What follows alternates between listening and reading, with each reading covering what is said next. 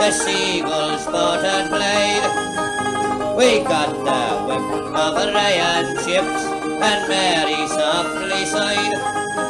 And John, won't you come for a one-and-one down by the Liffey side? Then off to Johnny Fortes, together we did go. The rapture there that filled our hearts, no poet could know. We filled ourselves with one-and-ones, and Mary sobbed and cried. I'd live forever, eating chips down by the Liffey side. Then up along the Phoenix Park, the loving part of you, while Mary swanked it like a queen in a skirt of a navy blue. Her hat was lately trodden and her blouse was newly dyed, so you couldn't match her round the block down by the Liffey side.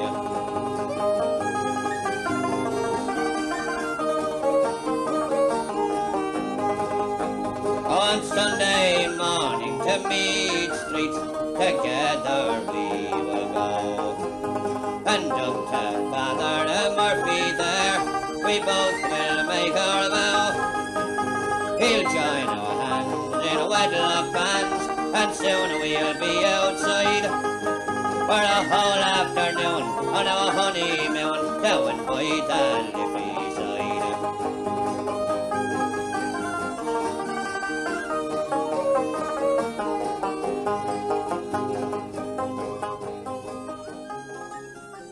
My Dublin begins at the Customs House.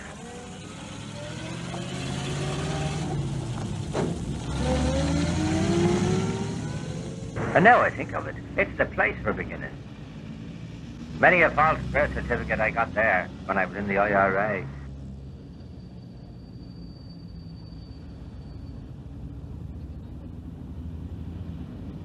Oh, that's up since my time. The new Liberty Hall. The Irish Citizen Army had their headquarters in the old one. From up here, it's only a long spit to where I was reared. Number 14, Russell Street.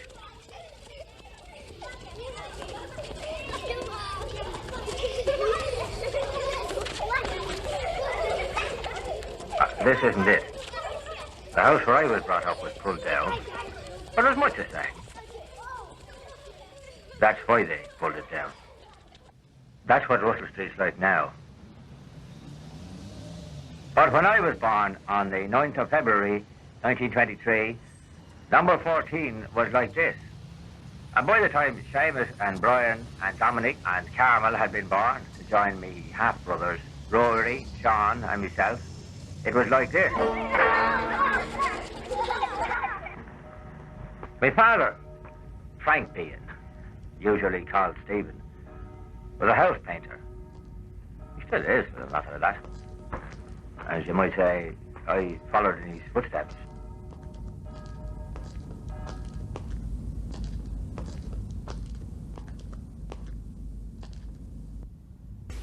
Well, I went to a press conference, and one of the questions I was asked, one of them, how does it feel to be the father of two sons, running two plays in both parts of London? I said, oh well, it's not actually what I feel about it. Naturally I'm proud of the fact that my two sons are running plays in London. But I wonder what the British people think of it. They probably know my family record of, rather anti-English feeling. And as a matter of fact, of course, we've been persecuted by you people for 400 or 700 years, as I've been told. Naturally, I fought against you, and we managed to get rid of your black and tans. And I hope the British people nowadays don't imagine that I sent these two boys over here in a spirit of vengeance.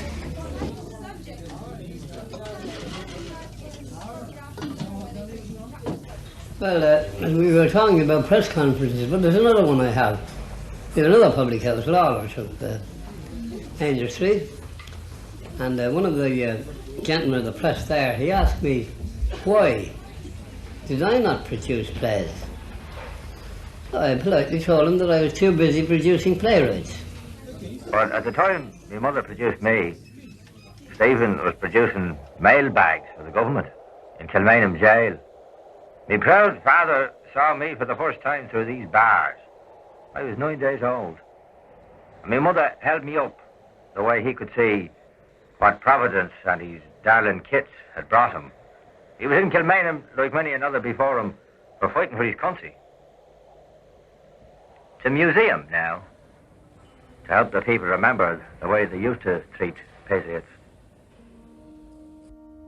It was in Kilmainham prison the invincibles were hung. Mrs. Kelly, she stood there all in mourning for her son.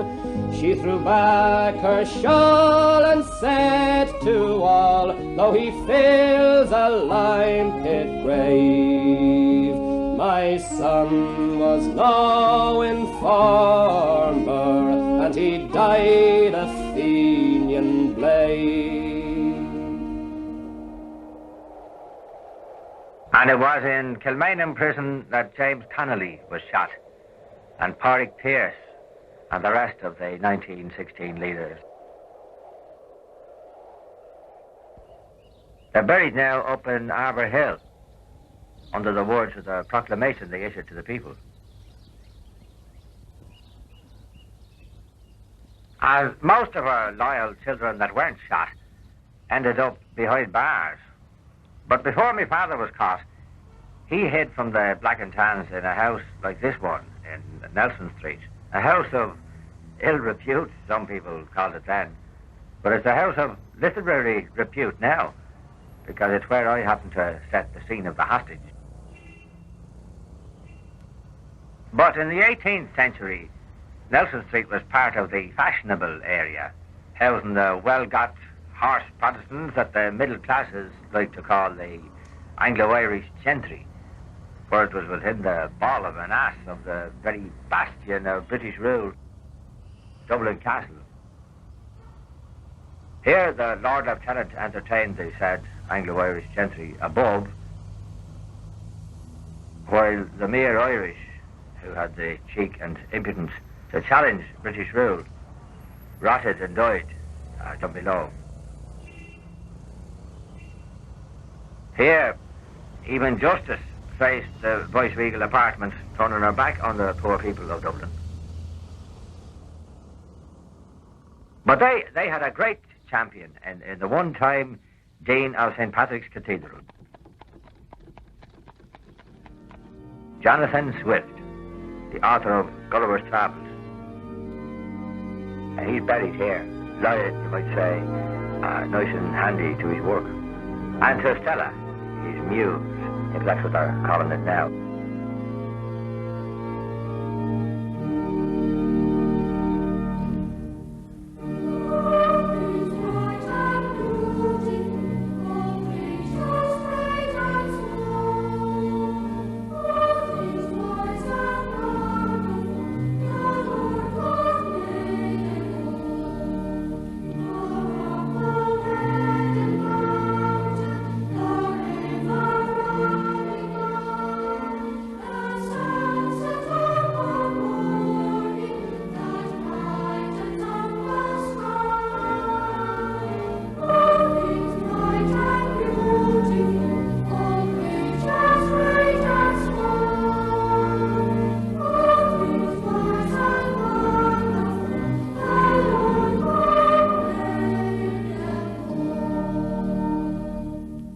God's little angels. Our sister Monica used to call us all in St. Agatha's in North William Street.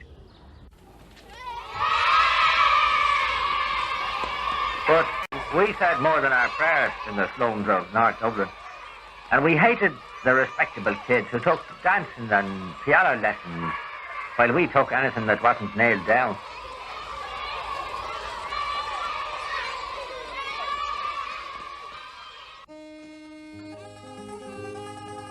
The Queen's Theatre used to belong one time to an uncle of mine, P.J. Burke. Great plays they used to put on for the people in those days.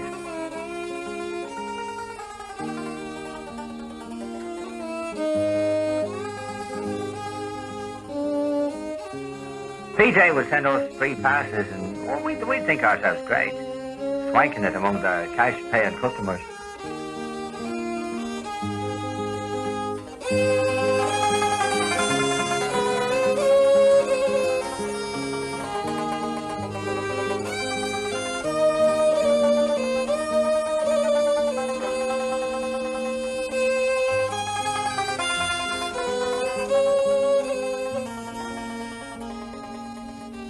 The Abbey Company has been playing here since the old Abbey Theatre was burnt down in July 1951. But after a few technical hitches, the new one's open for business at last. But God love us, poor Dubliners. If it was raining soup, we'd be out with forks. But one thing you must give Dublin credit for. The corporation built lovely garden estates when they were clearing the slums. Although to us in Russell Street, Kimmage was like the next parish to Siberia. And the gardens were only a source of annoyance to men like me father, who'd never before had as much land as would fit in a window box. Give me a bit of a chance to talk to the man. So, in the heel of the reel, he had to be codded into making the perilous journey. Listen, Stephen. Take it. You have no worry now. You have another drink with me. Give us a bucket.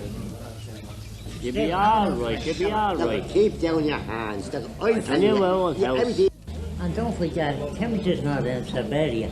You have an old bathroom there in the front and back garden. That's always what you wanted, isn't it? Well fortified with balls of malt and warnings to watch out for the natives who were said to eat their young and all to that effect. They sent them off.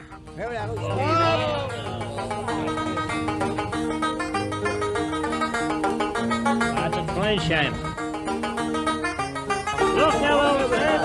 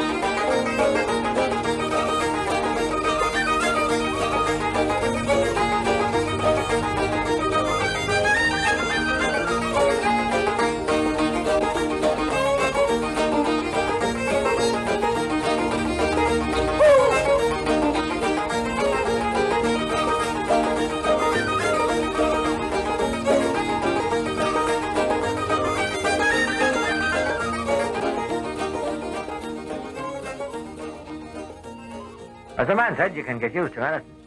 Only a bad point. Anyhow, he hasn't needed a compass to find his way home from work for the best part of 30 years now.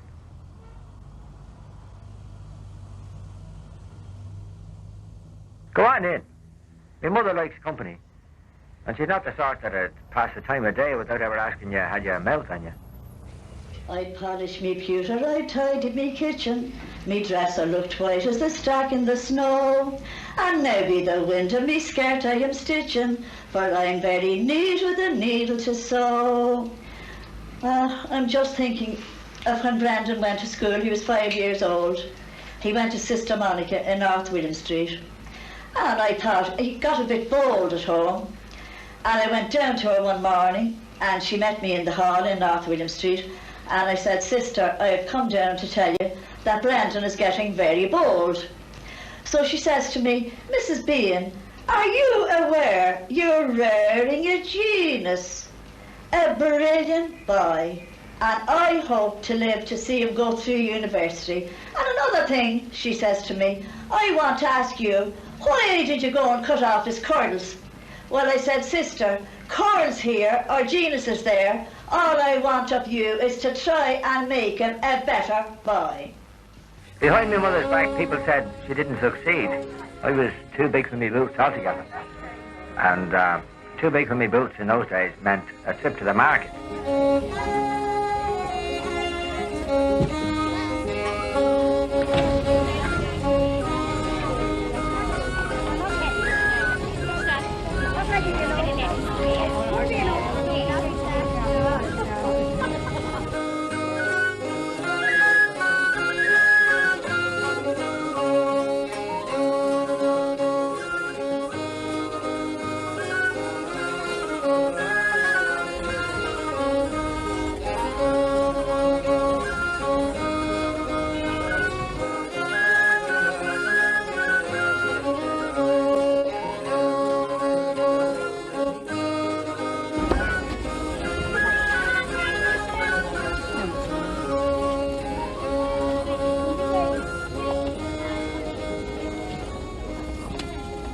Just across the road from Mill Street Market is the Rotunda, which of course got its name from its round room.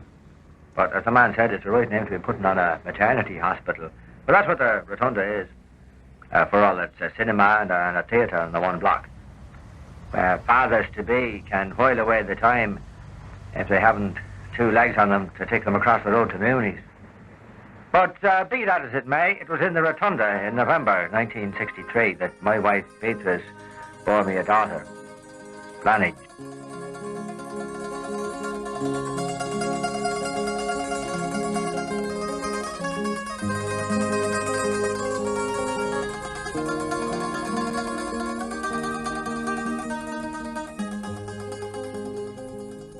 Beatrice is a painter, but a different class of a painter from my father or myself. People often asked us why we came to live in this area. Brendan came from the north side, as you know, and they often ask what brought him to this snobbish area. Well, the flat we originally lived in was a lovely flat, but it was full of dry rot, and they started pulling the whole thing to pieces. So I went out looking for flats, and every time we just were promised a flat, the next thing, when the signing came, they said, oh, Brendan Behan, oh no, we couldn't have him. So, well, they didn't say it quite like that, but we never got a flat. So I said, look, I'm fed up looking for flats. I said, let's get a house. So at the time, house property was low, and we got this house. And when we were living here, people often said, Brendan Behan, sure, you're a north sider, what are you doing over in this snobbish area? So he'd say, well, sure, I only came here to annoy the neighbours. That's for those that say that I'm no oil painting. Oh, look there. Say, who's in that? Dada. And who else? Dada. No, who else is in it? What's that there? Dada Pussy. Yeah. Do you like animals, Pie? Would you like to go to the zoo, Pie, and see the animals? I brought me mutt up to the zoo for to show her the lions and the kangaroo. There was females and females of every hue up in the zoological garden.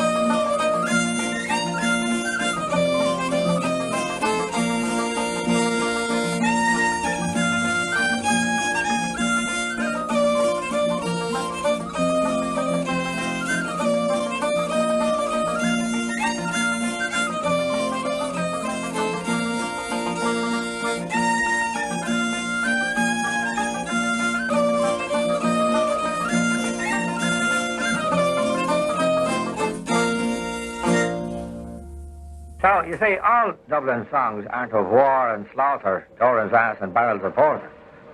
They're talking of barrels of porter, and there's only one thing better than that, and that's drinking them. That's where the stuff is made. Guinness's Brewery.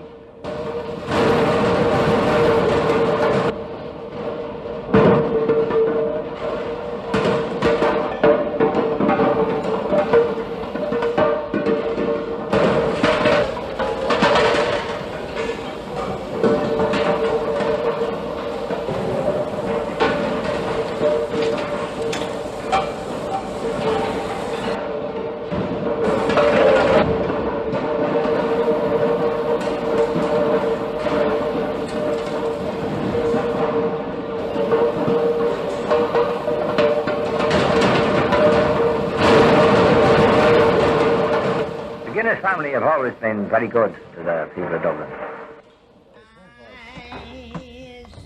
But then the people of Dublin are very good to the Guinnesses. I get you from me. I had a son who went over past Janet. But it's like everything else. He thought he was doing better there. So we'd advise. May the given hand never falter. Took it all in. And so come back here, so you get a job here, so I'm in the corporation. And he wouldn't listen to me. He wouldn't listen to me. He went away. He wouldn't listen to me. Well, tell us now how much he actually made now while he was in England. That's Gill's pub on the corner of Russell Street and the North Circular Road. He never told me them things. Never told me them. Well, was he in the British Army at the time? The hair-eye boys was called that. The British Crane Boys. The hair-eye boys, yeah. Why should you shot Johnny right? And she got a little flooded of water and my mum and she didn't care what it was. She didn't live up in America. She didn't get it for Monday, she got it for Wednesday. My granny, Christine English, who owned our house and the tree next to it, used to send us here with a jug for a pint of porter, or the message, as drink taken off the premises is called around our parts, to show the speaker is a step above buttermilk. However, I got so smart at going for messages that soon I was doing errands for the drovers in the cattle markets, further on up the North Circular Road.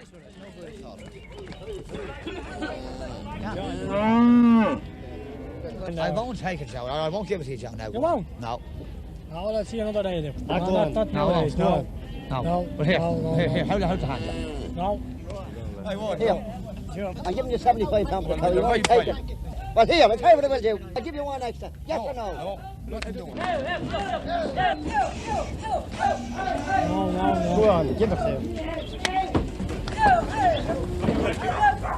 All right, if you can't do it, that I won't stay here all day either. Here, I wasn't long learning how buyers and dealers can double their money without ever handling a beast, only buying up a farmer cheap and selling to a foreign buyer dear.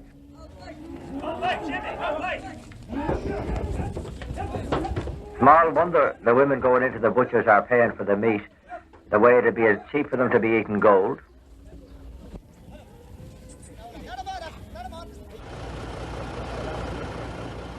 But every cripple has his way of walking, and I've done the odd stroke myself when the readies were scarce.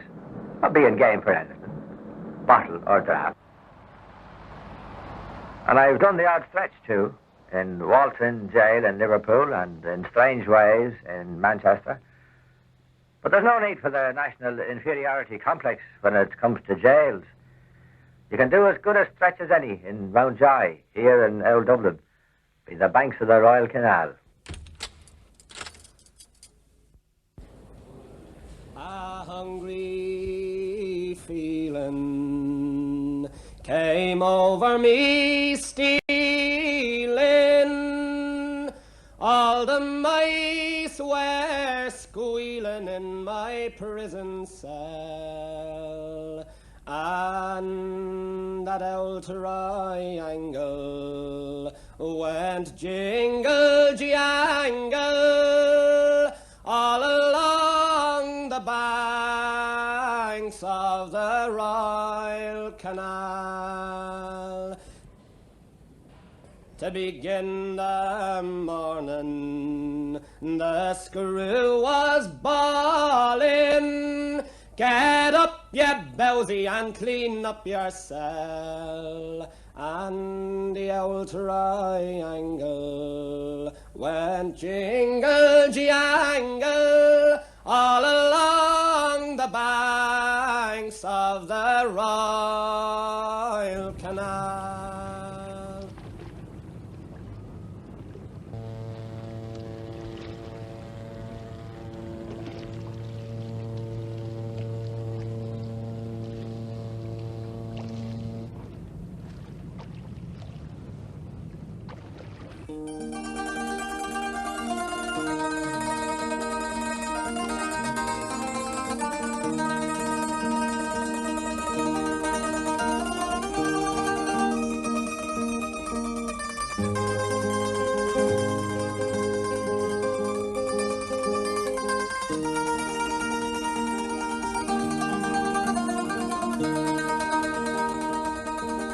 Another emigrant for Paddington, or some other built-up bog in London.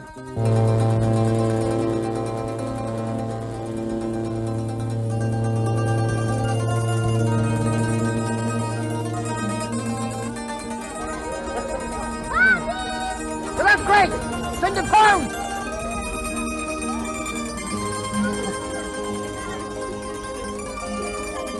The queer old world, when you think about it. But as the man said, it's the best we have to be going on with.